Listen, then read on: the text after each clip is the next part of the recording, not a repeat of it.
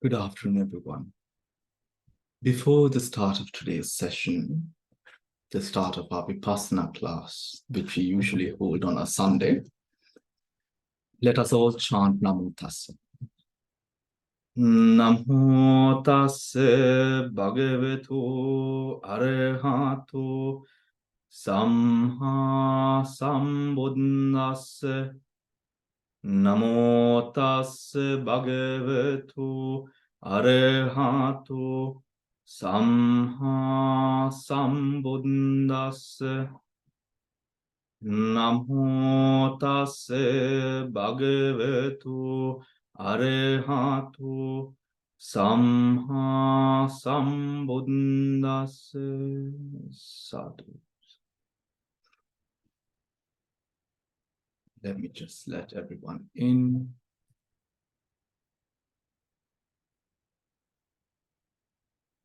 Would it be too much to ask for some cameras to be on as well, so I don't feel like I'm speaking to myself? Thank you. All right.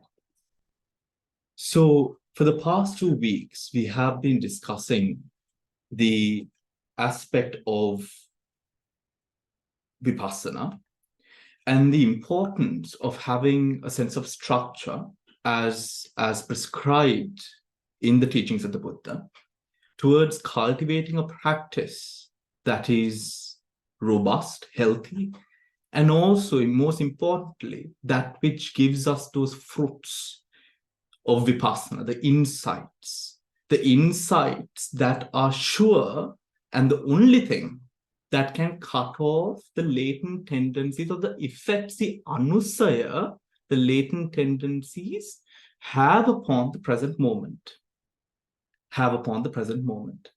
So we've been discussing about the importance of Dhamma study in our first class that we had 2 weeks ago.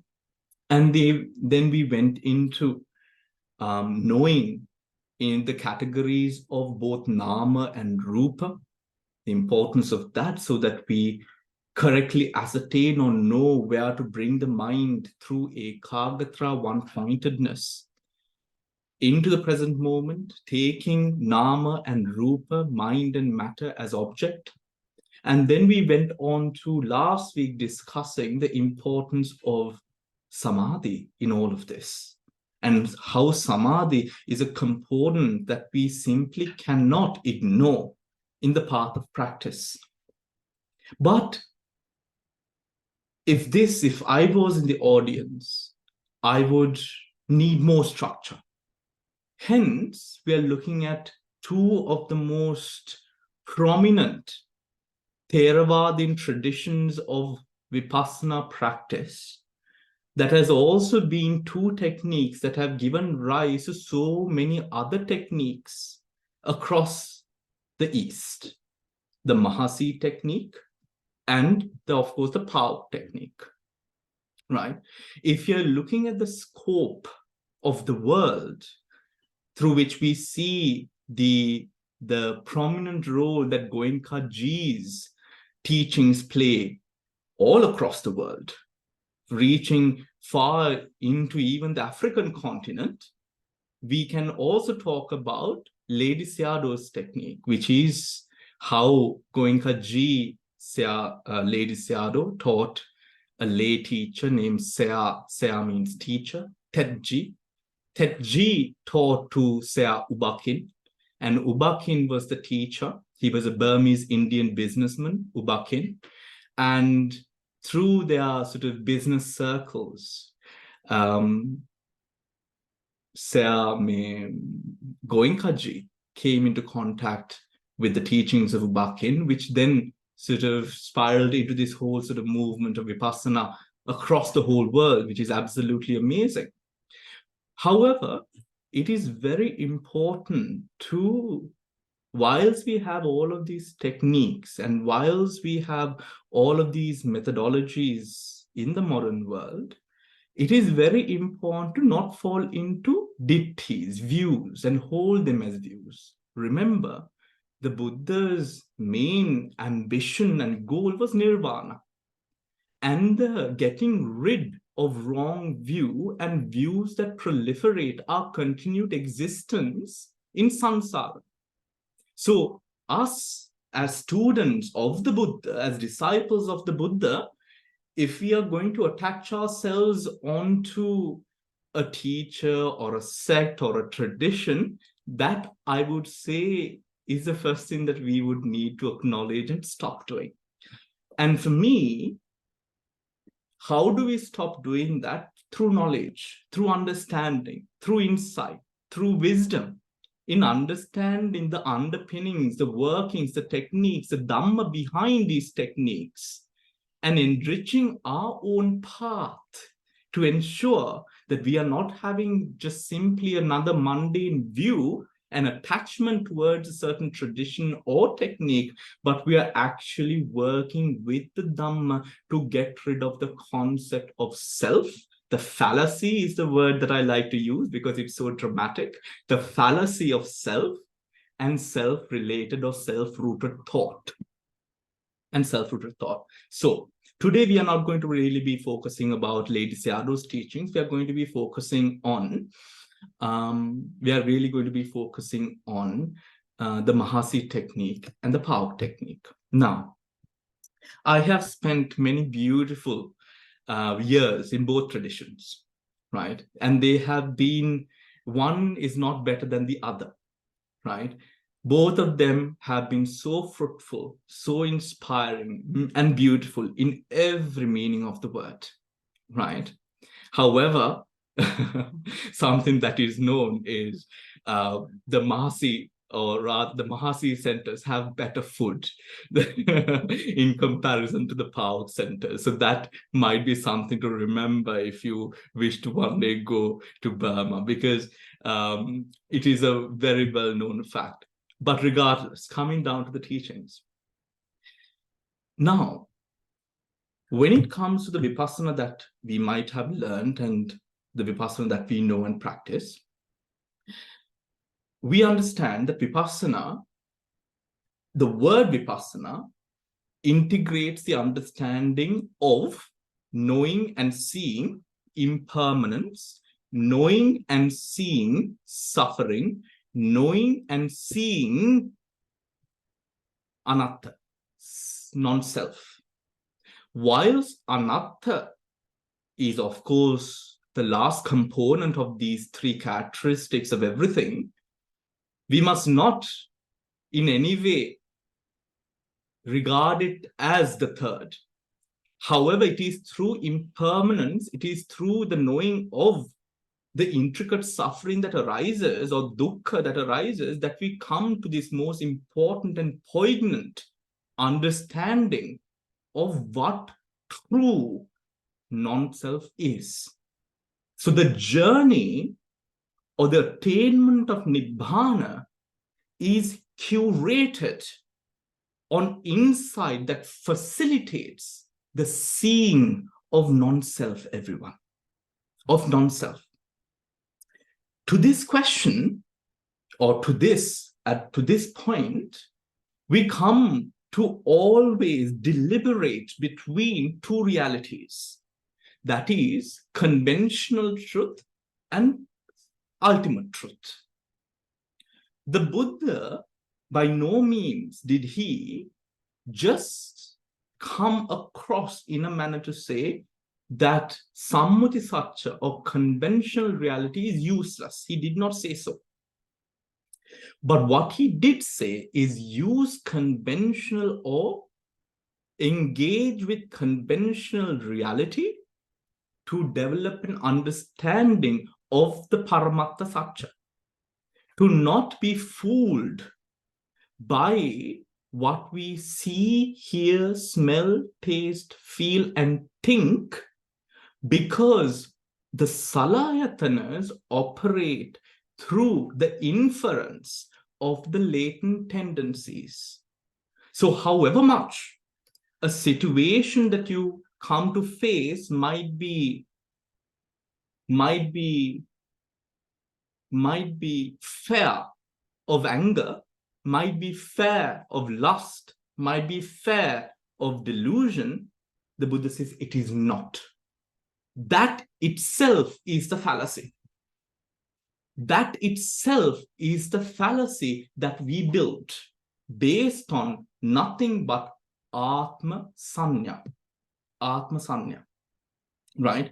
Now, through today's teachings, we'll be going on to the importance, of course, we'll be shedding through the two techniques, we'll be shedding onto the light of the importance of a certain amount of samatha, tranquility meditation, right? Jhanas. Now, I know because the majority of the gathering that we have is Sri Lankan, I know that it is one of those sayings, or rather one of those teachings, or one of those repetitive things that people say, and sometimes even teachers say, is if you get trapped or if you go into the jhanas and if you die, right, you will gain a vipaka, a rebirth in the jhana plane, right? In the jhana plane, or the jhana plane of existence, the material or immaterial, which can be very dangerous. And I feel as if this has put off a lot of people from going into samatha practice. And they try to aim directly into Vipassana. However, this saying or this teaching is not complete, everyone. Let me tell you how it happens. When it comes to samatha practice and when it comes to jhanas, the jhanas do not saturate and overwhelm the mind of a person who has determination and focus. What I mean by this is, now, the jhanas were practiced in ancient India from a time far before the Buddha by the Brahmins to engage with the world which they believed to connect with Brahma, right? Which is true, right? Maha-Brahma realms. It is, even in Buddhism, we talk about the Maha-Brahma realms. And how do we gain rebirth in the Maha-Brahma realms? Through jhanic practice. However, we must not forget that the Brahmins or the Hindus practice meditation to go to the Brahma realms. That was their determination. That was their adhimokha. That was their decision. That is their commitment. That is what fueled their jhanic practice to reunite with Maha-Brahma, who they saw as the be-all and end-all, the creator, as they say, right? However, the Buddha talks about this volition and determination in a deeper sense. And he says, when it comes to jhana, now, if a Vipassana meditator, now a person who would go into a Mahasi or a Pa-Auk center and engage in retreat, and we would practice a certain sense of samatha, especially in the Pa-Auk technique. Why do we practice samatha? To gain a deeper clarity of mind, to suppress the hindrances, so that we are able to realize the reality of mind and matter with deeper, more precise clarity of vision. Is that clear? That is all. That is the only reason that we go into samatha practice. That is the only reason that the Buddha has taught the samatha practice as well. Because of this, everyone, if a person is truly inclined towards the Vipassana path, the attainment of enlightenment in this very life, or if we are unable to, as soon as possible, the depth of decision, the depth of commitment to the practice would not take you to the jhana planes. Any questions? Now, with regards to, for me to explain that further, is, now, me just saying it shouldn't make sense. Just because I'm saying it, you should not believe it for sure, right? Let me explain it a little bit more deeper. When we aim to gain rebirth in the jhanic planes and we practice jhana, our mind is connected to the rupa vachara, the states, the physicalities or the states in the rupa vachara or arupa vachara jhanic planes of existence. We connect to it. When we connect to it, then when the conditions are present within this moment, and at the moment of passing, those vipaka chittas, if you have cultivated the jhanas, the resultant energies will arise to give us the required patisandhi, rebirth consciousness for that plane. However, a Vipassana meditator is focused. We walk the samatha plane of practice with the inclination, may this help my Vipassana practice. Hence, what happens? When we are so inclined, such a rebirth or such a volition to facilitate such a rebirth will not arise. Why? Because your determinations are different. Determinations are different. So from the beginning to the end, everyone, we walk with the Dhamma in our hearts and, of course, within our practice. Whatever practice it is, Dhamma, Dhamma, Dhamma. Whatever rebirth that I am to gain in the future, may it facilitate my practice of Dhamma.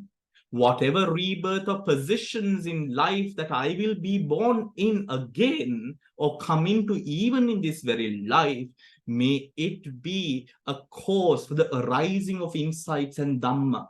Is that understood, everyone? That is Samma Ditthi right there. If you're thinking of different other things or states of bliss in that manner, that will again connect you to the sensual experiences. So a Vipassana meditator is focused upon one thing and one thing only, that is Nibbana. Nibbana, right? In saying so, both of these traditions, the Mahasi and Pa-Auk tradition, talks about the importance, or they, when we initially go, they usually, for the monks, if it is a Samanera, now I first went into the Pa-Auk center as a Samanera.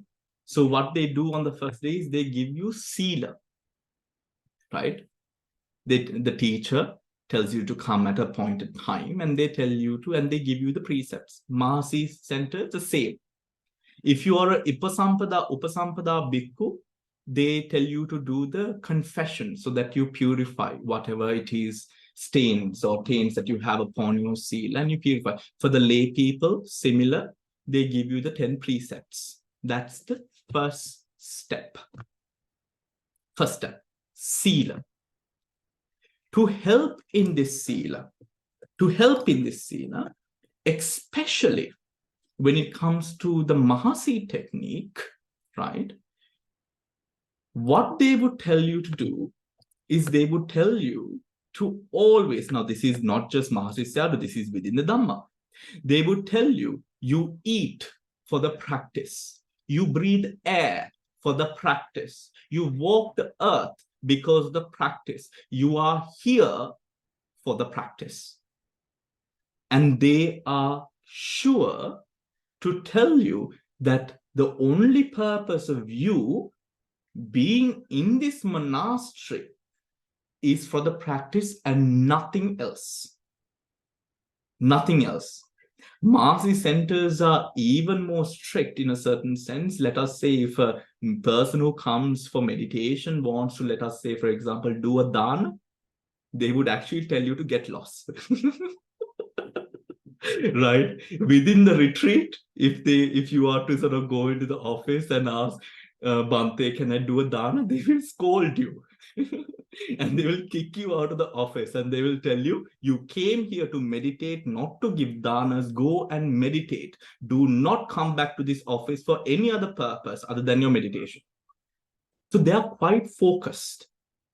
This focus as people now not living in a monastery, what can we learn from this? This is to say, in every aspect of practice, as we conduct ourselves, we must equate the practice into our daily life with staunch conviction. With staunch conviction. To this, whilst the Sila Sambara comes first, with the Sila, a part of that Sila, now in the commentaries it explains that a person with Sila, Guna Dharma e Pudgala Thula Nattang Silayak naha kiyala. So one of the definitions of Sila is Guna. Guna, if you do not have true human qualities rooted in compassion, you have no Sila. No with the exclamation mark. You have no Sila. If we do not have Sila, then the Vipassana does not have grounds for cultivation. Especially when it comes to a Neya and Pada Parama Pudgala. A Neya and Pada Parama Pudgala. What are these Neya and Pada Parama Pudgalas? These are beings who can attain enlightenment, but Neya Pudgalas must give a lot of attention to meditation. They must meditate a lot. Whilst when it comes to Padaparma, they must do Dana, Sila, and Bhavana. So they must fulfill the aspects of generosity and all of that. They must commit themselves to the purification of Sila, and the last end is Bhavana, the meditation aspect. All three must be done by a Padaparma Pudgala. But for a Neya Pudgala, you have to meditate. You must give time for meditation. Meditation is key. Within this time, if there are people who would say you can achieve and attain without meditation, the Dhamma has enough teachings to say that is not so. You cannot. You cannot. Such beings who can achieve and attain just by listening to the Dhamma, hearing the words of the Dhamma, are Uggatitanyu and Vipanchitanyu Pudgalas who are only born during the time of the Buddha. So even the Dhamma that we listen to should inspire Vipassana, inspire the cultivation of mind. Now, coming down to the teachings of the practice itself. With the guna, the guna has to take an object. Of course, the guna, if I am being kind to a person, I'm taking that person as an object of my compassion and kindness. But where is this guna, or what fuels this guna? What fuels this guna is the fact of Dhamma. Dhamma fuels guna. When the Dhamma, what does this Dhamma mean? The Dhamma fueling guna means there has to be a sense of selflessness. There has to be a sense of compassion. There must be a sense of metta, loving kindness. And most importantly, everyone, there must be an understanding of death. We come to the Satara Brahma Vihara Dhammas. The 4 Brahma Vihara Dhammas. The practice of metta, the practice of Buddhanusati, the qualities of the Buddha, the recollection of the qualities of the Buddha, right, to inspire that faith and devotion towards the practice. The contemplation of Asubha Samnya, that is the impurities of the body, right? Because the body is something that we get so carried away with sometimes, isn't it? Right? the body, and the contemplation of death, which is that death happens in two ways. One is the gross death. The gross death is the death of the body, leading to a rebirth.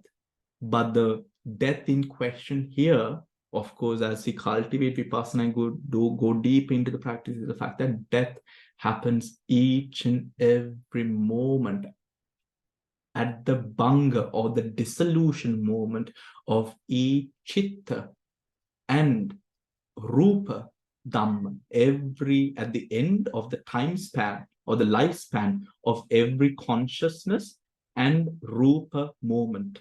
This is very important, everyone. This is very important. Meaning, if we are unable to let go of, let us say, the comfort, maybe a little bit of comfort that we have in our life, right? Then, if we are unable to let go of that, then how are we going to let go of the more weighty things that our life is formed of? We are letting go of Atma here. We are letting go of self to support that practice, right? Even to put another person's needs and requirements or well-being before our own, even if it is, let us say, a categorical enemy. How am I supposed to think of this person in a good manner, in a way that I'm thinking of that person, even when this person is creating so much of strife in my life? By realizing that this is all going to end with death, and we will have a new life. And that new life will take the conditions that we created in this life.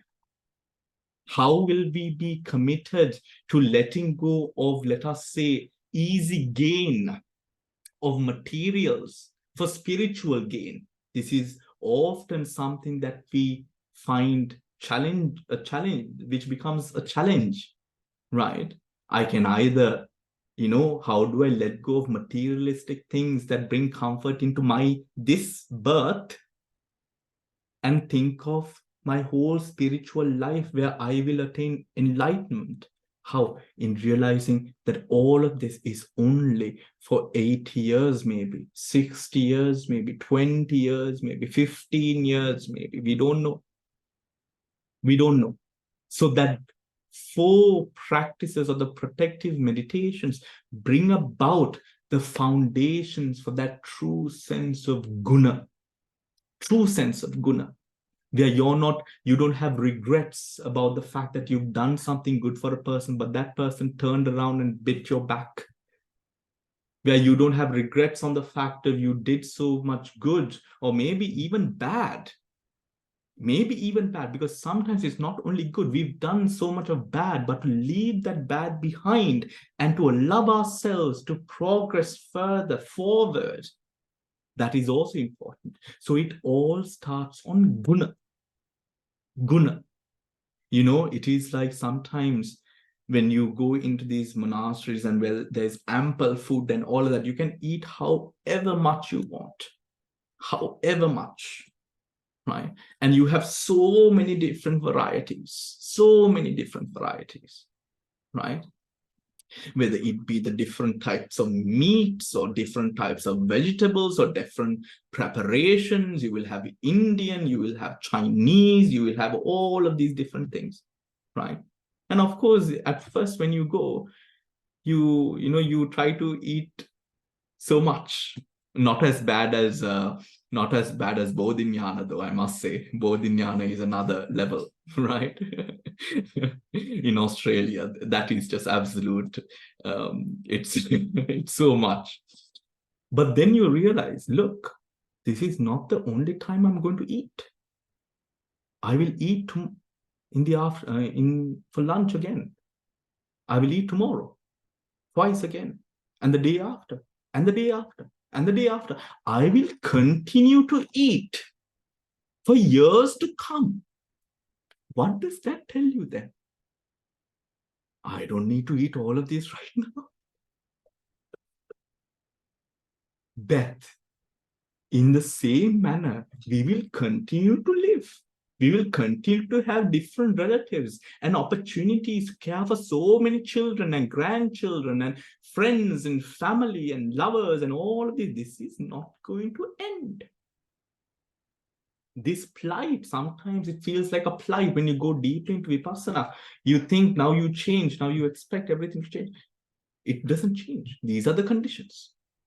You have to go ahead with it. That is why the Buddha says, based on this guna, now we start the practice of breathing meditation. Both techniques, both Mahasi and Pa-Auk techniques, would start with breathing. With the breathing, before I go on to the breathing, they would also start with Mahasi technique, would tell you of the importance of Iriyapata Bhavana. Iriyapata, the Kayanusati, right? In the Iriyapata Bhavana, right? Iriyapata Bhavana,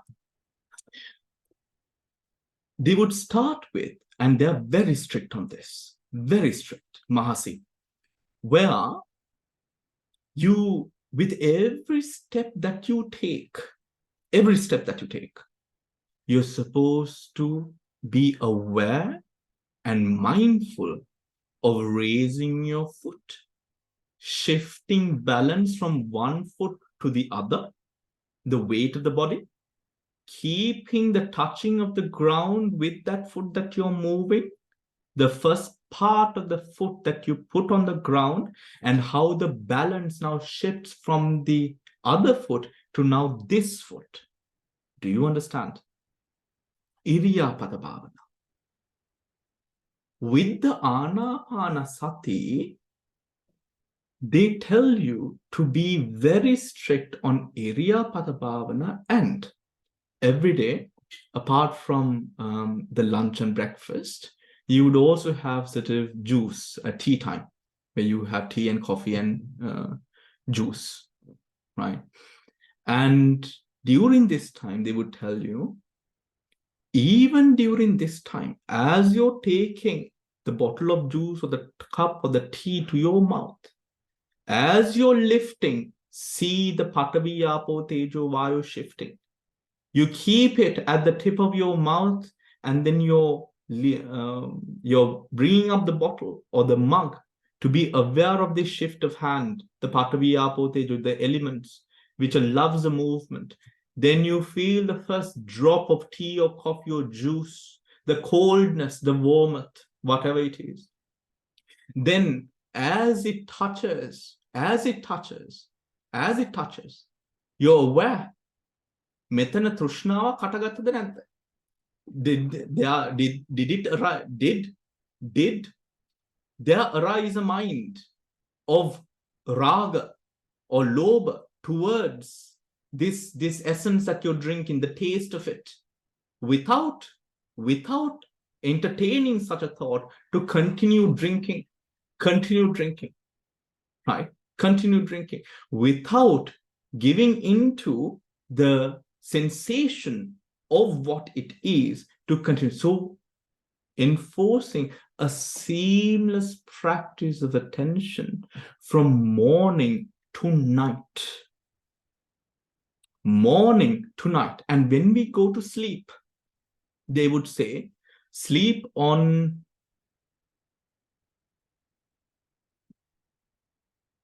your left, your right, isn't it? You're right. Yes, you're right. Sleep on your right, right? Sleep on your right. And when you're sleeping on your right, you're not supposed to just sleep.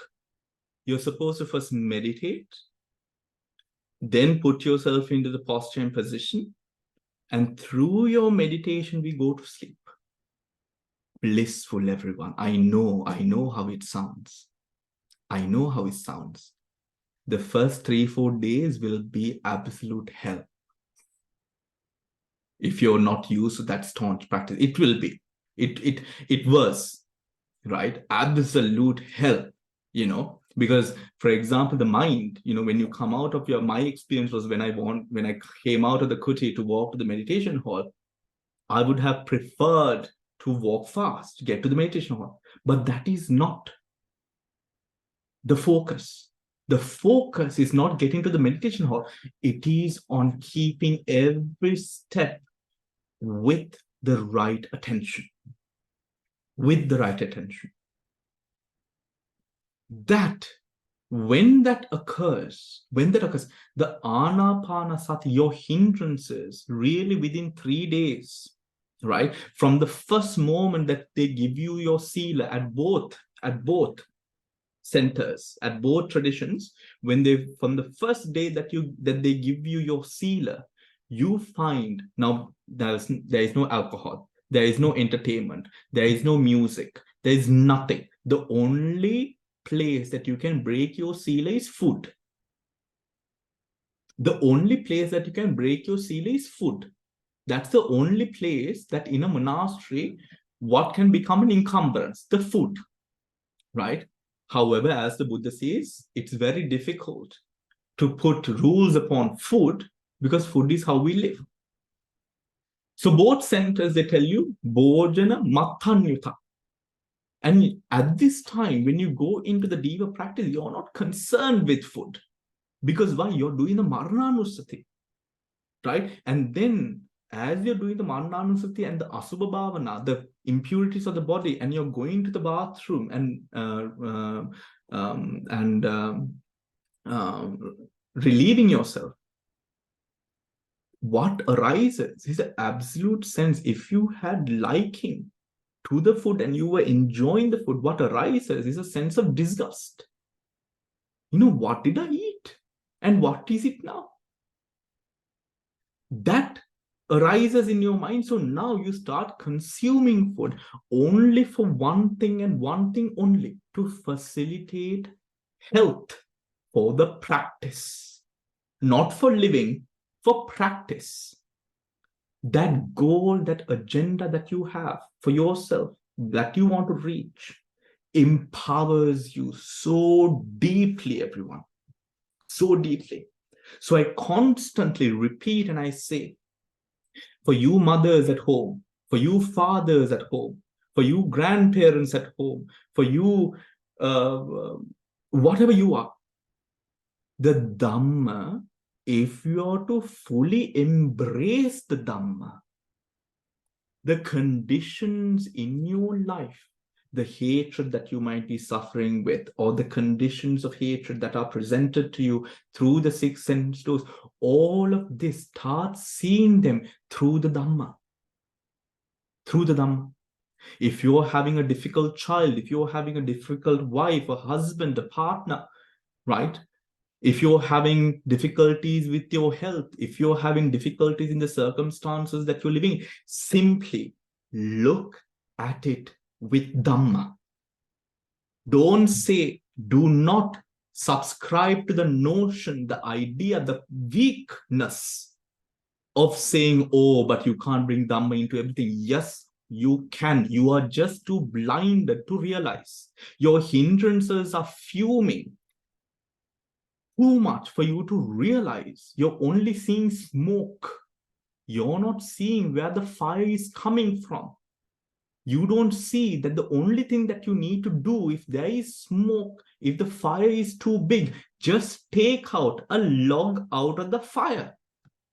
How do you take out a log from the fire? Stop engaging with it and expecting it to be the way that you want. It will disappear. What will disappear? Maybe not all the conditions, but your reaction to it, the suffering that it is causing you.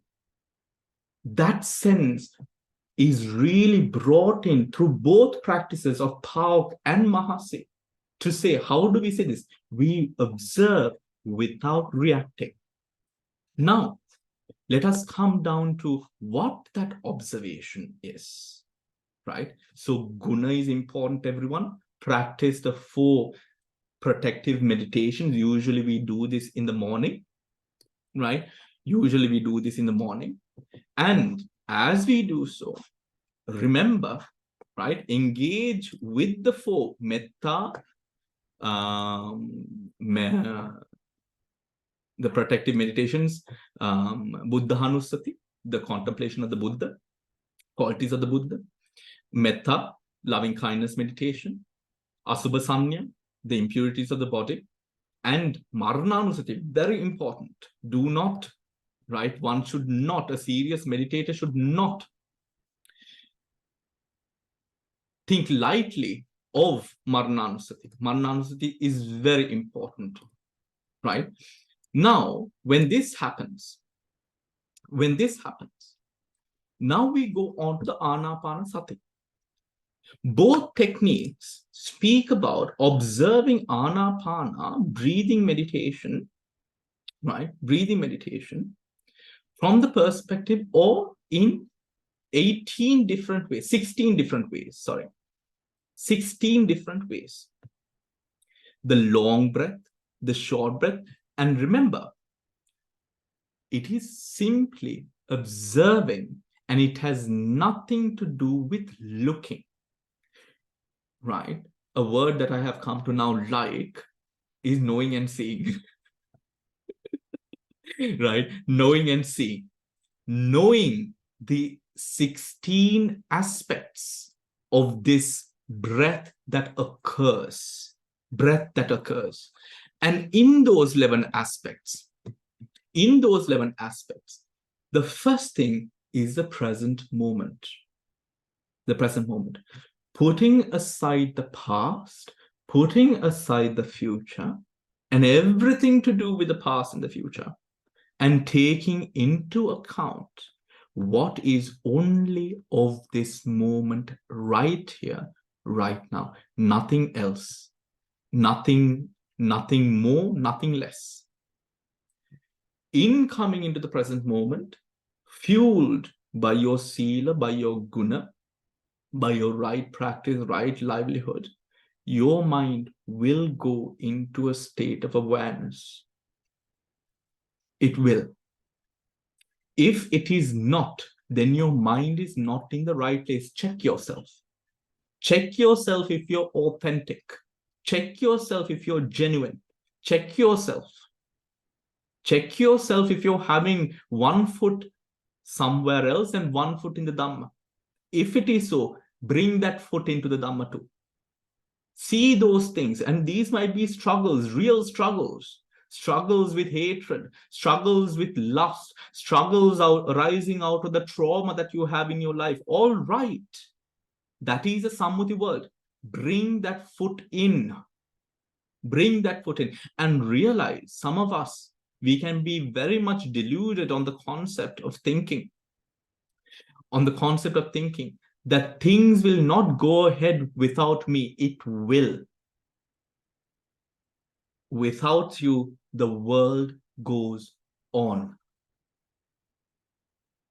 You will pass away to become a memory. Maybe a respected memory, maybe a fond memory, or a memory that causes people trauma and grief in just even simply remembering you. But you decide that. But you will definitely, most surely, become a memory, everyone. And people, the world around you will go on. I mean, it's sad, but this is the reality for you and for me. This is the reality. In that practice, when we have both feet together within this moment, there is no other reason why attention, right attention, should not arise. Right? Should not arise.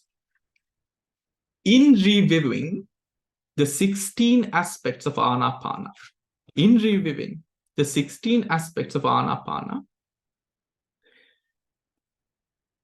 we see, as we observe the breath, the first thing is present moment, me avasthave, without control, observing the breath. Observing the natural order of the breath. And this will be quite interesting, because you will realize how the mind, we would tell ourselves, I don't want to control it. I want to see the organic breath. But it is not so. It always goes on to controlling. I had a very tough time with the initial seeing of breath. I was always controlling it. Always. It was very difficult for me to find a position where I was not controlling. It was very tough, right? Day in, day out, 18 hours of meditation, trying, controlling, frustrated, more and more frustrated of the fact that I was just controlling. And that control that I had in my out of meditation life was spilling into now my meditation, my Vipassana. I couldn't even do Vipassana. But then I stopped trying to run the race and trying to get somewhere. And I came into just simply being. Just simply being. So now you see the difference between trying to be in the present moment or keeping yourself in the present and simply being present. These are two variations that you will have to understand in your practice. If you're trying to be, if you're trying this ing, whenever this ing comes, it's always in the future. You're somewhere and you want to get somewhere else, trying to. But simply in the aspect of being, it is simply being, letting go of absolutely everything for that moment and simply being. In that position, you will now, first of all, it will arise in a sense of, it'll come, you will see it, you will get a little bit excited and you will start controlling again. That is how it will initially happen. But then you stop getting excited, right? Because it now arises more frequently and you will grab onto the right point where you will establish, or rather, you will learn through knowing and seeing the way to be, just be. That is presence. At that moment, if you ask any of these people here who have meditated, they will all tell you the same thing that I will tell you now. All your worries, every triumphant thing that you might be holding so important, everything you realize within the present, none of that is there. Why is it not there? Because it was never in the present. It was in the past or it was in the future. We realize that for the first time in our lives, through our attention, through our meditation, you opened up to a reality, and that reality within yourself, not anyone else, not my reality. If you're making your reality, the fact that you have the potential of profound bliss, tranquility, and calm, and that experience itself is just awing. It's awing. The fact that everything simply disappears in the present. Why? Because it was never in the present. Those worries, those fears, those troubles, those insecurities, those were in the past or it was in the future. Now, when you come into this point, you become clear on the fact of, now you see the breath seamlessly, and you realize the long breath, you see it as long breath. Not I am seeing the long breath or anything of that. Long breath. You are able to see that long breath. You are able to know that long breath for what it is. Then the short breath, right? Breathing in long, breathing in long, breathing out long. Breathing in short, breathing out short. When the whole body is experiencing, or the breath being inside the whole body, you realize the whole breath, right? The whole breath. Breathing in, breathing out, experiencing the whole breath, right? And then after the experiencing of breathing in and breathing out, then the body formations, the body starts coming into a deep sense of passaddhi. Passaddhi, not sukha, passaddhi, tranquility. That tranquility is like putting water onto a hot steel. It just quenches all of that heat, cools the mind, cools the body even more to such a state where you're in deep and profound tranquility and tranquilizing the body formations, the body. As you breathe in, as you breathe out, now you're in the present, everyone. Deep sense of presence. When you're in the present, now remember that last step. Now this is same for Mahasi and Pa-Auk. Huh? This is same for Mahasi and Pa-Auk. That last step of tranquility is where you see the wood from the trees. Or either, at least to say, that you're able to see reality as it is.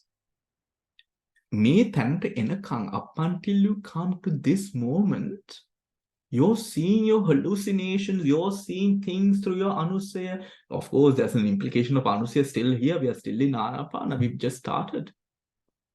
But there's so much more clarity.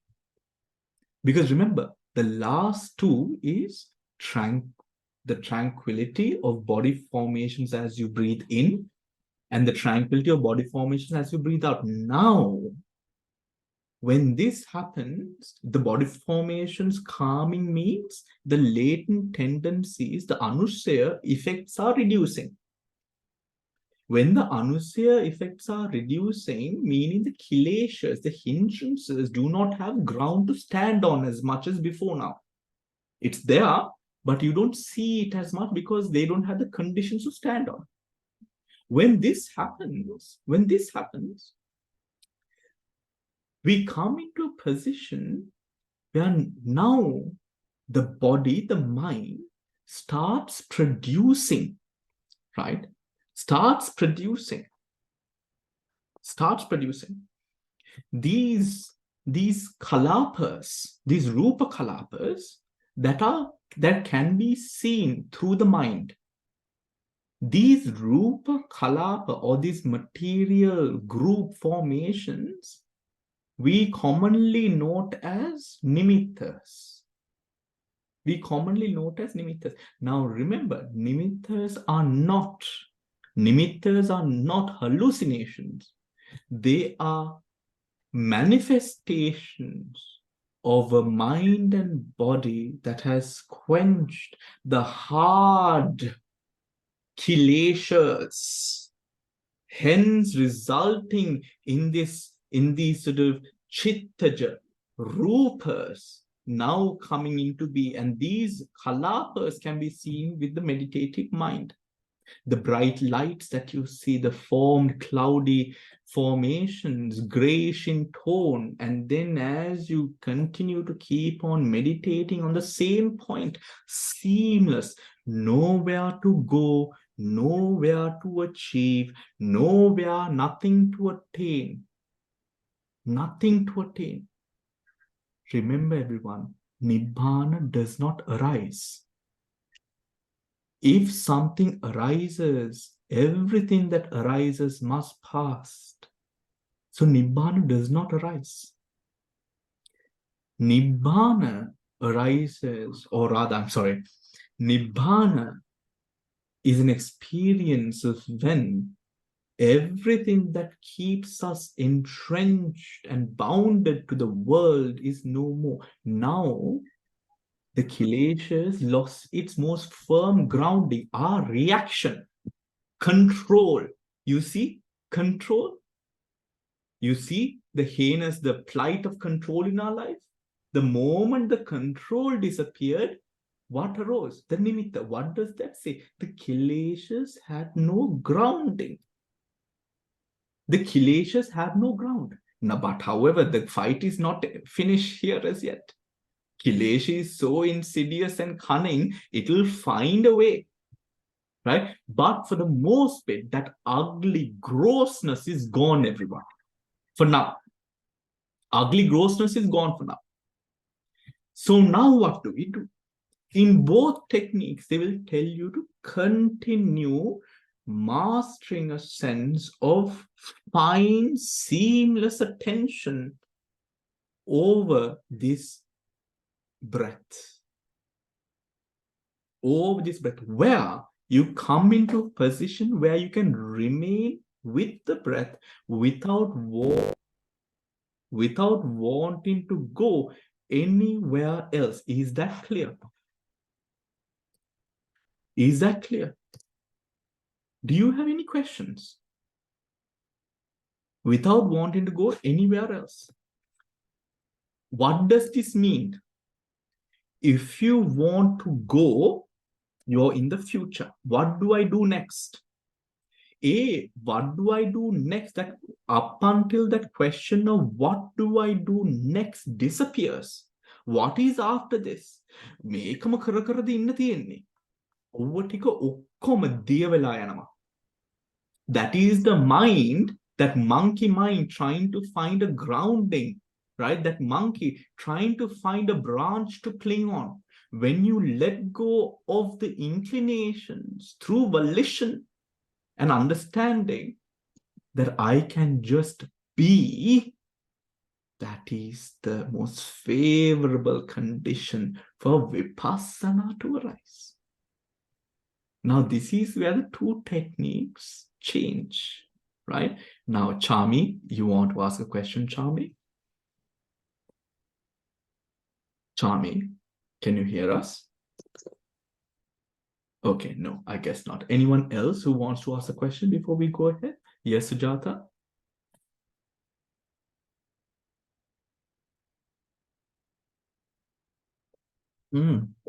Sujata, you're muted, Sujata.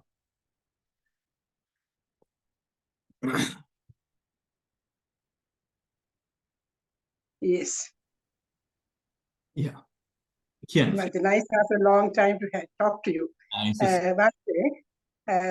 Now you brought out the topic of when you have an argument or say losing your temper at a stage of that sort, how do you recollect the Dhamma at that time?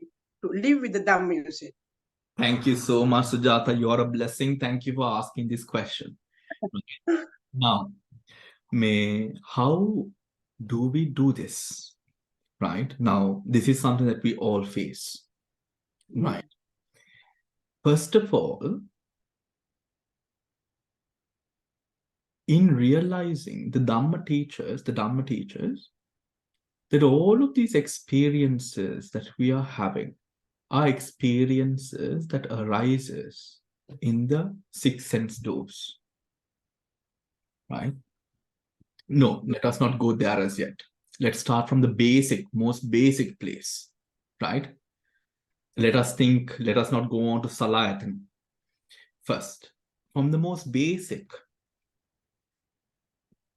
as we practice Buddhanusati, Shraddha, when the Shraddha element is there, Sujata, one of those components that the Buddha tells us to absolutely detest. I'm using that word with conviction there. To detest is greed, hatred, and delusion. Right? When there is a reaction or when there is an experience that causes us so much strife, or let us say heartache as a reaction to it, through or from a place of trust in the teachings, we subscribe or try to, first of all, say, I'm not going to react to this with the same kind of negativity. If you're receiving hate, you're not going to give hate. If you're going to receive lust, you're not going to give lust. Yeah. Right? If you're going to receive delusion, you're not going to react with that same amount of delusion. Right? Yeah. So, ඔතන තමයි සීල සම්ප්‍රේ කියලා කියන්නේ. Conduct. That is control. Right? That's the first one. First telling yourself, right? First telling yourself, I forbid myself. I'm not going to fall into a position where I am going to react with greed, hatred, and delusion to whatever circumstance that has arisen. Right? That is a step where a meditator most often would start at, or should rather, if the Dhammic essence is there. If he goes step lesser, that would be knowing that whatever difficulty in this, or how hard that difficulty might be, it's going to pass. So give it a moment. So we have, where we say, okay, breathe, right? Yeah. Breathe in and out so many times. To calm yourself down, to not react, to give in, right? Not react, to give in. But when you have that sense, then Hamadama Bhavana, if you have meditate every single day, if you have a sense of Shraddha and all of that, if you have that spiritual energy, you can simply tell yourself, I'm not going to react with the same energy. It works. Yeah. That's right? Lovely. So you get rid of the option of negative reaction. Feelings, right. Right? The option of negative reaction. Now you have to find a way to cope with it in a different manner. Right?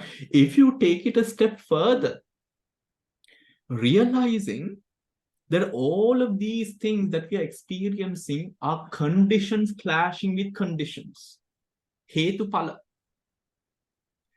And the negativity, if you're seeing something and if you're having a sense of deep unhappiness in your mind, then unhappiness is caused within you, not from that object. Yeah. Right?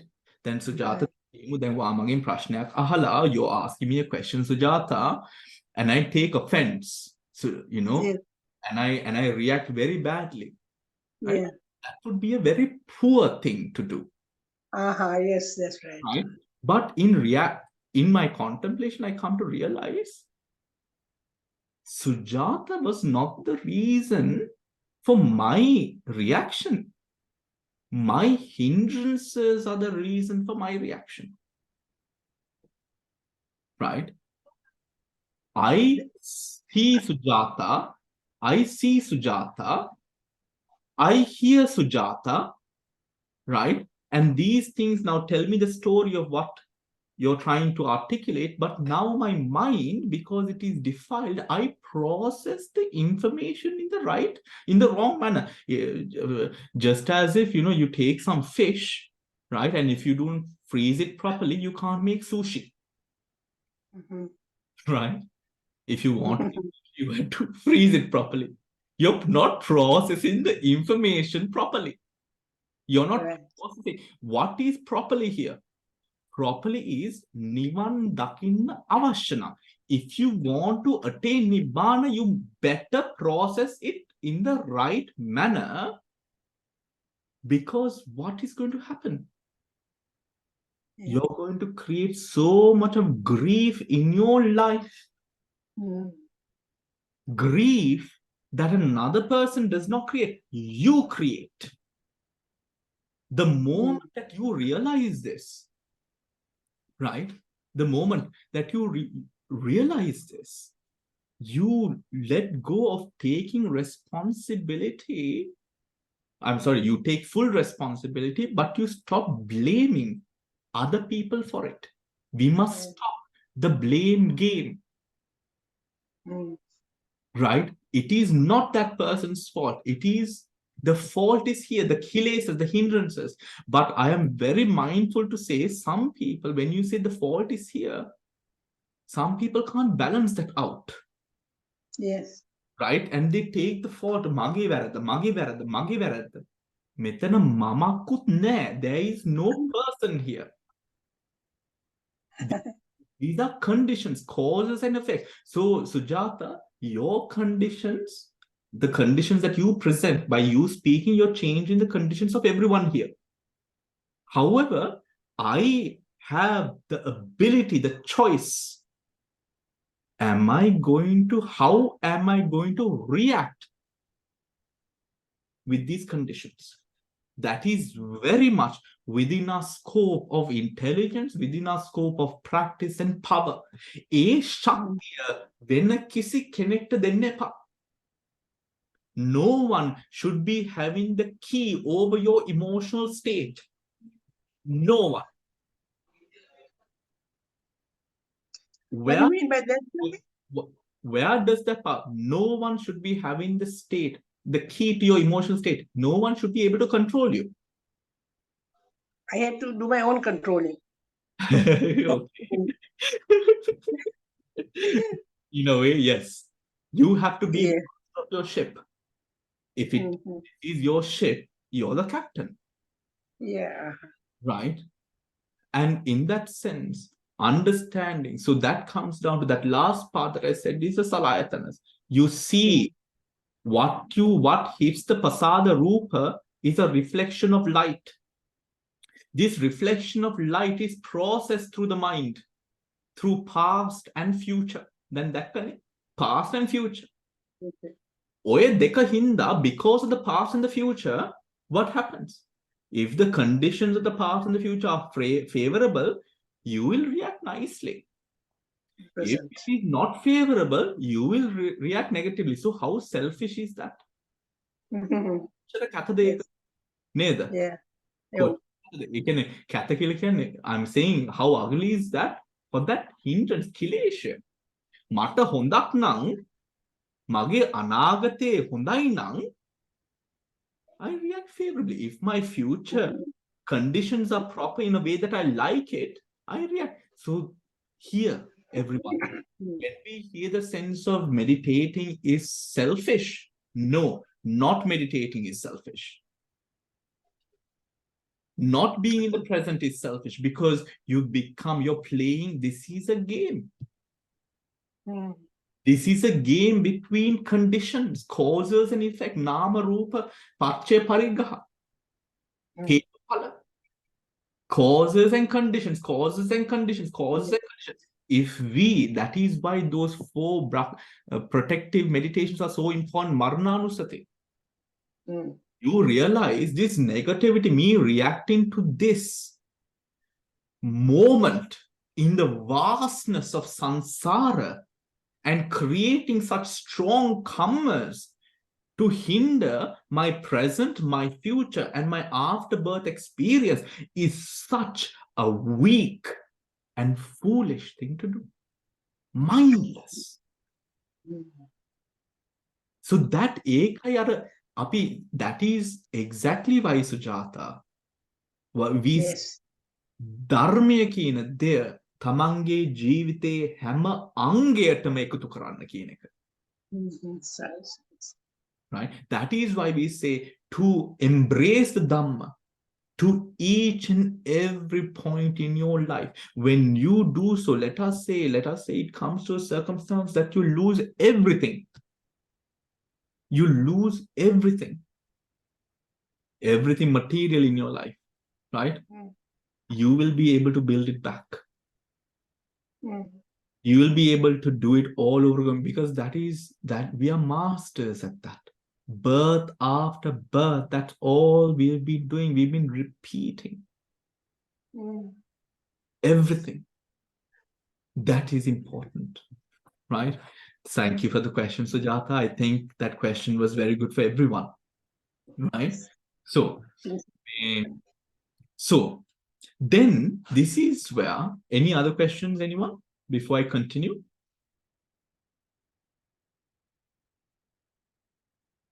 Right. This is where then we go into the Mahasi technique directly goes into 4 parts, right? It breaks into a contemplation of the 4 gunas This four Gana contemplation, the contemplation of the compactness starts now when the nimitta arises, the light arises, formed, when it's formed. They will tell you to continue up until the light is not just a gray cloud. They will get you to form it, where it is fully formed, right? When the light is fully formed, now you will have the ability, right, after a little bit of mastery, to advert your mind. Now the body, kaya, sankhara is tranquil. The body formations are at a tranquilized state. When that is so, we in the Mahasi technique, we advert the mind to see the compactness of the body. What does that mean? The compactness of the body, right? The compactness of the body is, in this state, they will take you into, or the teacher would guide you towards now seeing the way the body is. This is also done through the iriyapatas, remember. The moving, right? With every motion, the eating, right? The sensations. However, now with the anapanasati samadhi that we have, we are able to advert deeply and strongly into the compactness. So we now go into, we were doing the Atmanasikarana, the elements meditation. With the elements meditation, as we walk, as we eat, when we talk to the teacher with regards to our meditation, this becomes something that we can note every moment, not as a gross action, but whatever, when the mouth opens, when the tongue moves, when the body moves, with the change of the hardness, the softness, the motion, all of that becomes so profoundly clear and vivid. As we hear, as we smell, as we taste, as we see, it's an absolute novel experience, because we've never had this experience through anything else before. But the mind is not the mind that you had before. The mind is sharper. The mind, you have a superpower to advert the mind with great precise precision to what you want. Samadhi. Through that focus and attention, as we observe the breath, now sitting, I'm going to take sitting as an example. And as the process in the Mahasi technique also told you to do the Iriyapathas, as you walk and do all of those actions, you'll be able to see the rupas as they are. What is the rupas, or what are the rupas as they are? First of all, you will be able to see the most gross position of rupa. The gross position of rupa. The gross position of rupa is the hardness. No, sorry. The gross position of rupa first is the posture that the body is in, the seated posture. With the seated posture, you see the hardness, the tangibility, the patavi, the earth element. You see the earth element very vividly as a quality, not a thing, but a quality. First, it might appear as a thing, but then you go into it being a quality. You see it as a quality. You start seeing it as a quality, knowing it as a quality. The more powerful your anapanasati samadhi is, this quality is or can be seen more vividly and clearly. Where now, you don't see the body sitting, you see the hardness. through that hardness, this hardness might appear like a ball of formations, or just a ball, like a blob, really. Like a blob, that is more accurate, a blob. This blob, you observe, you see that this blob is more pressure, hardness. And as you observe this hardness, as you know, you see this hardness being there, adverting the mind to this hardness, you see that this hardness is not alone. There is not only hardness here. Then what else is here? You see that with this hardness, there's a certain element of temperature, a cooling sensation or heat sensation, a warmth, a hotness, different from the pressure. Now you see that earth and fire is in this blob. Now the blob changes. It changes where you see now pressure and temperature. And as you continue to see the fire element or the temperature element, you can see that it is kind of working. It has a sense of change, a motion that takes place. Almost as if the heat is moving around this blob, and the pressure of this blob is reacting with this heat as well. So there's change happening, but there's also this sense of motion. Now you see the wind element. And as you observe the wind element, and now with the pressure, the temperature, you see that there is a sense of cohesion. The fact that this temperature, this pressure, this motion is all kept together somehow. You see it only within that blob that you have first experienced. Cohesion, the water element, all held together. Now you realize, as you look deeper and deeper, very interesting experience.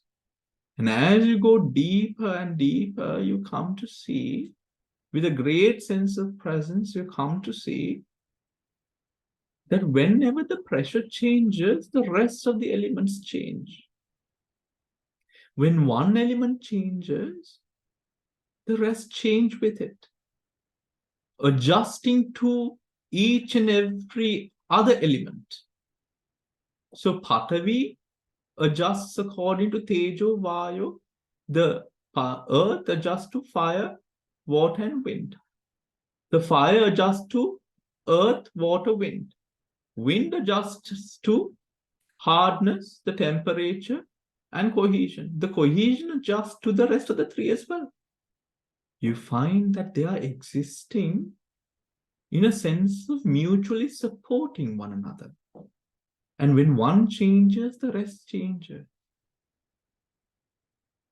Now you go deeper into it. And as you go deeper into it, you realize the Patavi can be isolated. The Tejo can be isolated, seen in a manner that it is isolated. But it always exists together. And as you see this experience of it existing together, you note that likewise, that just like this whole thing is held together, you realize the characteristics of each and every four parts of the dhatus. With the four parts of the dhatus having their own nature and characteristic, it supports one another. Now you realize Santati Gana. Through the Santati Gana, the characteristic, the each and every one of it being what it is. Pressure you see as pressure, temperature you see as temperature. But you realize Santati Gana, you can realize Santati Gana in two ways. You can sometimes see Santati Gana through realizing that Santati, it arises or it is in a group, Samoha Gana. So now when you realize it rises in a group, but they are individual qualities that are supporting one another, Hetu Phala, now you break Santati and Samoha Gana. You realize they are not one Atma, they are not one self-based phenomena, that it is only different conditions of the different Rupa Dhammas that arise and pass, but supporting one another, changing, ever-changing, fluctuating. And that creates the hardness, the softness, the sweat, the tears.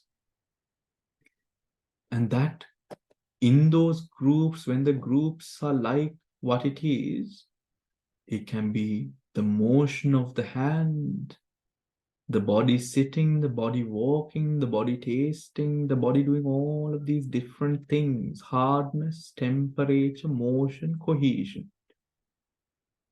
The building blocks of, or the rest of the 24 rupas. You realize that the temperature, the pressure has a function that it performs. You realize that the four Mahabhutas, the elements, have four different functions. And in performing those functions, it supports one another.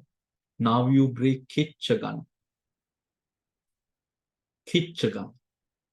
So Rupa is broken down into three in the Mahasi technique, according to Vipassanā. Santati Gana, Samoha Gana, and Kitcha Gana. You see the individual Rupa, materiality as it is. You realize that these individual characteristics or natures exist supporting one another as causes and conditions. You see that it exists in a group, Samoha Gana, but that group is not Atma, that group is divisible. And then you come to realize that each and every part of this group, nature of this group, has a function that it performs. And because of that, we start breaking up the Rupa. Is that clear, everyone? When one does this, now you have not started Vipassana as yet, huh? This is still the preparatory stage leading to Vipassana. Is that clear? Is that clear, everyone? Now from Anapanasati, through the support of the four protective, first we committed ourselves to a proper conduct, guna. Through proper conduct and guna, we started practicing the four foundations, four protective meditations, which supported our meditation even more profoundly and deeply. Through that, we started Iriyapata Bhavana, and together with Anapanasati, the postures meditation, Kayanupassana, and Anapanasati Bhavana, breathing meditation. Through these two meditations, we came to now learn how to be in the present moment. When we were truly and deeply, profoundly experiencing the present moment, we brought ourselves to now experience things as they really are within this very moment, now realizing what the past, the present, and the future is. And we subscribe to the present and let go of the past and the future. In doing so, now the body, the mind started producing chittaja rupas, mind-born matter, which manifested the nimitta. The nimitta, we continued along the Anapanasati, mastering the focus oriented upon the breathing meditation. So what happened? The nimitta became brighter and more pristine and formed, clear, clarity arose. With that, now with that gift, this superpower of focus, concentration, we adverted our minds to now the Dhatu Manasikara, the elements meditation, and through the element meditation, we started breaking down this body that we are so gung-ho about. And we started seeing the true reality of things as they are in terms of the Rupa. And as we did so, we saw that these rupas arise in clusters. This cluster manifested as a blob, a circle, a sphere. This sphere, this circle was seen that, first of all, it seemed as if it all was just one. But then you realize, no, it's not one. They have 4 different qualities within them. Because it has 4 different qualities, Patavi, Apo, Tejo, Vayo, pressure, temperature, motion, cohesion. You are able to now see pressure, temperature, motion, and cohesion separately. Thus is Santati Gana. When you saw the Santati Gana, you also saw that all of this is present together, mutually supporting one another. It arises in a group, a cluster. Now you broke the fact of Samuha Gana. Samuha Gana. Samuha means group. Group compactness. Then you realize that group compactness, after group compactness, each and every part of the dhatus have something that it performs or does, leading to this deeper state of understanding over the different functions. Kitchagana, pressure has hardness, solidity in it. This hardness is what brings about that tangible nature. The temperature allows for maturation, for change, for impermanence to take place, matures the kalapa to suit whatever circumstance. Motion keeps the kalapa malleable, changing, able to maintain itself, to take on the rupatiti rupam, the changes inflicted by chitta, by temperature, by all those different conditions impinged upon it through the environment, motion, and all of that is held together by the water element cohesion. You see, everyone, we now broke down the rupa into 3 different parts. And now coming closer to the realization that this is not an individual person, that these are causes and conditions arising and passing repeatedly. And we beautifully come to see this as it is of this moment. And from the bottom of my heart, I wish that all of you, some of you have already experienced this, but for those of you who have not experienced this most life-changing, blissful event of meditation, I wish that you all do go and experience this state and come to realize the reality of this mind and body. Do you have any questions?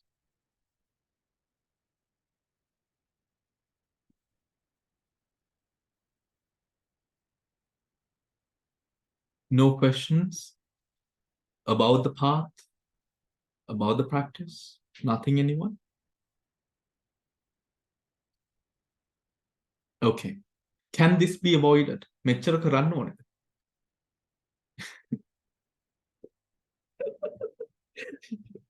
Right? මෙච්චර බලන්න ඕනද? Do I have to do all of this? The thing is, you don't have to do. It is not about doing, it's about being. And in that sense of being, and of course with the support that the Dhamma offers, that being, that exploration, I won't use the word exploration, that discovery of reality becomes far more unified in a way. But what is important is that we have a proper grounding to understand what am I looking at. If now, when we first initially start, we might just simply look at, the things and instances, the troubles that arise in our life, I see as impermanent. Suffering that arises in my life, I see as suffering. And when something truly hurts or I can't control my health, for example, I see this as non-self. I can't control my health. This is a natural order, which is fine, which is good. However, not if we are going deeper into Vipassana or we are going into Nibbana, there is a greater depth or grounding for that arising of Vipassana. We must know what we are handling or what we are focusing on. What are we focusing on? Like, for example, Sujata's question, brilliant. We are focused. Sometimes we realize I am hurt because of that person. How deluded. Now, if you advocate or if you subscribe to that notion, you're always going to be looking outside. I won't be so angry if the world was not so stupid. I would be a better driver if there were no worse drivers around me, right? But now we are not taking any responsibility. Everything is the other person's fault. Everything is the other person's fault. Now it creates a great sense of doubt. Now the story comes, whose fault is this? Mine or hers? Right? But doubt does not arise in a wholesome mind. Doubt arises in an unwholesome mind. Because it is so, we come to, that is why this teaching is, or practice of the teaching is so important, because we take responsibility. And when we do, we come to realize as the hindrances are suppressed, we realize, oh, I have so much more power than I thought I did. So much more. So it is important, everyone, right? It is important. And when you grapple onto or start or that terms of practice, you catch it on the right place, this will be something that brings you so much of joy in your life. Right? Not that we are aiming for the joy, but this will be a path that you tread happily. And the Buddha says, the path of the happy ones. The path of the happy ones. Right? You are genuinely amazed at the world that you did not know existed. Right? So it is not a path that you will sort of, as you experience these things, this will awe you more and more, rather than sort of give you a sense of, but if you are right now, if you're a person who doesn't meditate and then you're looking at all of this, oh my gosh, too much things to do. But I would say start meditating and things will unfold. Let things unfold. Nikki. Yes, Nikki. Oh, hi, Bhante. Yes. You just mentioned that there's not other person's fault. But for example, Russia invaded Ukraine. Obviously, Russian caused a lot of pain of Ukraine people. Is that what you're saying is we don't judge and we don't react on the pain, or it is a delusion thing to judge, to say Russia is wrong and Ukraine is the suffering party. Could you help me to understand this, please? Yes, Nikki. Thank you. So with regards, now when we are looking at an occasion, right, like that, we'll take just the example that you brought up, Nikki, right? Now, I remember, it was not only about Ukraine and Russia. Russia was at one point, there were stories going about that UK will be nuked, right? And there were a couple of people who called me with deep anxiety and saying, oh my gosh, Bhante, what do you think? Will we die? Will we? It caused so much of anxiety, remember? Right? At that time, what will happen? What will go on? Right? So all of these things affected us. Now, for example, with Russia cutting oil supplies to Europe, right? It affected all of us. Cost of living rose substantially, right? But we are talking about, Nikki, the focus. We are talking about who is responsible for what I am feeling. Myself. Exactly. That is what I'm talking about. Okay. Is Russia or whatever else responsible for what I'm feeling, or am I responsible? I am responsible for what I'm feeling. So take that responsibility. And remember, Nikki, at the retreat, we spoke about the six sense doors and how it reacts, right? It reacts when the focal point is in the outside world. Bring it in, right? We stop blaming the external world, but we start seeing the internal. Does that make sense, Nikki? So that is what we were talking about, right? Yes, thank you. Right. So, all right. So now, any more questions, anyone? We will continue the Nama bit of the Mahasi and the Pa-Auk next time, right? Next time. And I must also say that we will be starting an Abhidhamma class of the Abhidhamma the Sangraha, where we will be going into Nama and Rupa, or rather Chitta Chaitanya Rupa Nibbana, through the Abhidhamma study, curated in a fashion, in a manner suited towards Vipassanā and meditation, right? On Thursday, this coming Thursday at 7 o'clock UK time, 2 p.m. Washington, D.C. time. So if any one of you would like to join, do send me a message. We have a WhatsApp group, right? If you know of any friends or relatives or whoever who would like to sort of pursue that, or who are serious about the Vipassana path, right, specifically, and would like to know of how we can sort of relate or go deeper in the Vipassana practice, right? They're most welcome to join. They're most welcome to join, the details of which I have already sent out through WhatsApp, but it will also be uploaded onto the website by evening today. So now, before we wrap up the session, right, let us sit for a bit of meditation. So let us come into a position.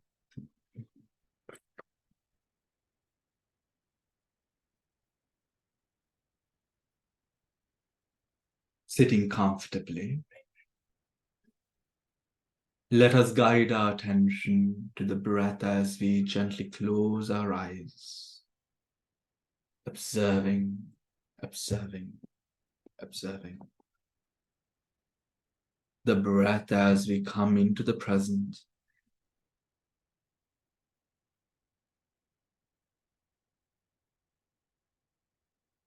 Focusing upon this very moment, being in the now. Observe, observe, observe.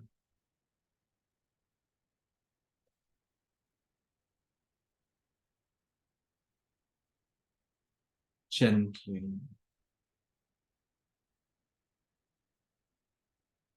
Being aware of the posture, back straight, upright. Let us observe the breath.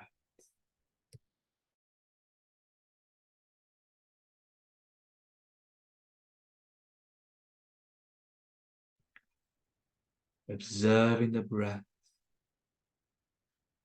Being in the present, let everything else just fade away. As we simply let go of any need to control and just be in this moment. Right here, right now. Right here, right now.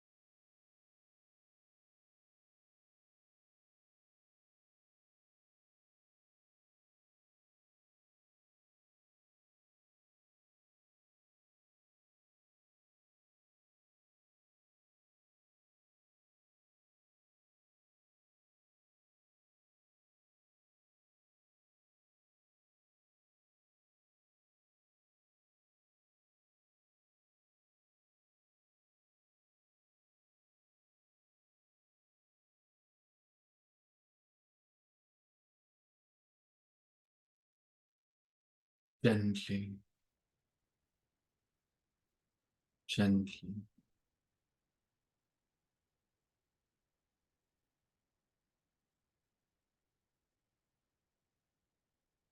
As we connect with the present, being within the present.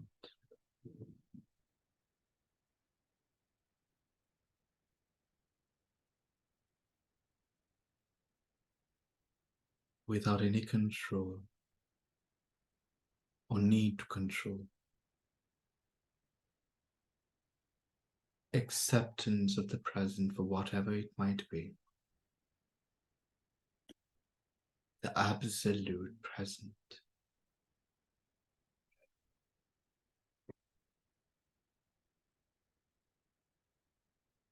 Observing the breath with seamless awareness. Observe, observe, observe.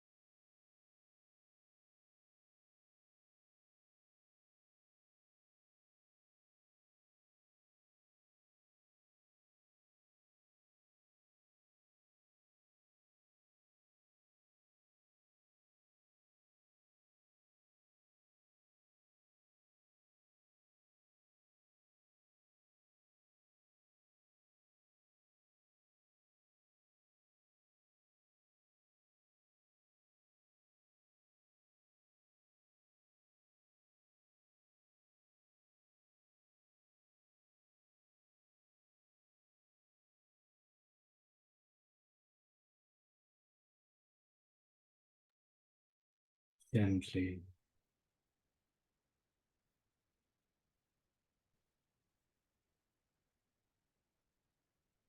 Let us know. Take a deep breath in. Breathing out. With awareness and attention.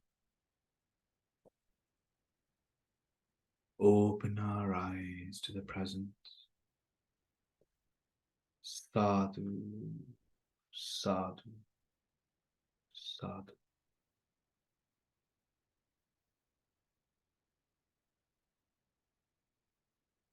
Wonderful, everyone. So thank you very much for joining today's session. I hope the Dhamma that was spoken and shared was fruitful to know for all of you and would aid you all in your practice. I encourage and tell you that however much we might sometimes feel as if we can't meditate, that there's too much going on in life, that all these excuses that we make and create in our own realms in our world.